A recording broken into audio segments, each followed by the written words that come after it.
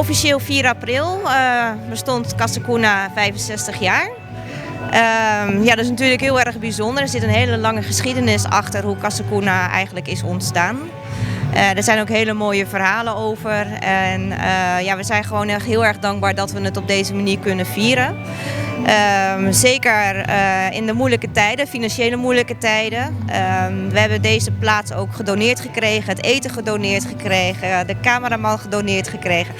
En ja, dan zie je gewoon de betrokkenheid bij de kinderen bij Casa Cuna. En we kunnen er een mooi feest van maken. Waar Casa Cuna heel erg tegenaan heeft gelopen is eigenlijk, als je naar de geschiedenis kijkt, van het accepteren van dat het er is. We hebben kinderen die onderdak nodig hebben, die hulp nodig hebben. En gelukkig heel veel die tijdelijk onderdak nodig hebben. Casa Cuna is echt een tijdelijke opvang voor kinderen in de leeftijd van 0 tot en met maximaal 8 jaar. En daarnaast hebben we onze tienermoeders. Maar het is vooral het taboe wegkrijgen. Ervoor zorgen dat de ouders met de kinderen bij Casa Cuna kunnen komen. Om te kijken van, hey, weet je wel, hoe kan ik met mijn kinderen omgaan? Welke tools kan ik krijgen om uiteindelijk weer lekker samen een fijn gezin te kunnen zijn. Dat zijn heel veel hobbels waar Casa Cuna mee te maken heeft gehad. Gelukkig is daar heel veel in veranderd. Binnen Casa Cuna zijn we ook heel hard bezig om de oude-kindrelatie, om daar hard aan te werken. Daarom ook het tienermoederhuis heel erg belangrijk. Dat ja, moeder en kind samen zijn en niet apart. Daar staan we gewoon echt achter. Ja.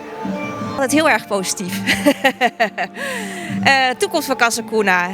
Ja, we gaan in ieder geval een uitbreiden met een gebouw neer te zetten voor 6 extra plaatsen voor tienermoeders. Jonge kwetsbare moeders, laat ik het zo maar zeggen. We zijn natuurlijk heel erg afhankelijk van de financiën vanuit de overheid. Casa Cuna die moet het vaak doen met donaties. Maar we zijn nu heel hard bezig om financiën voor elkaar te krijgen. Om in ieder geval dat te kunnen gaan realiseren.